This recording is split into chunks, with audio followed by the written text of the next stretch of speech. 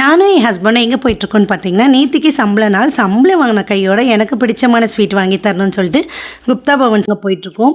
So எனக்கு பிடிச்சது வந்து பாசுந்தி ஆர்டர் பண்ணி சாப்பிட்டாச்சு. அதுக்கப்புறமா அவருக்கு பிடிச்ச ரோஸ் மில்க்கும் வாங்கி சாப்பிட்டுட்டு, நெக்ஸ்ட்டு பார்த்தீங்கன்னா நாங்கள் பெரம்பூர் சீனிவாசாவுக்கு போயிருந்தோம். பெரம்பூர் சீனிவாசாவுக்கு போயிட்டு அங்கே இந்த ஆனியன் பக்கோடா, அதுக்கப்புறம் செட்டிநாடு கார அந்த குழம்பு மிக்ஸ் இருக்கும் பார்த்தீங்களா அது, அதுக்கப்புறமா இட்லி பொடி, காஜு கட்லி இதெல்லாம் வாங்கிட்டு பசங்களுக்கும் வாங்கிட்டு போயாச்சு.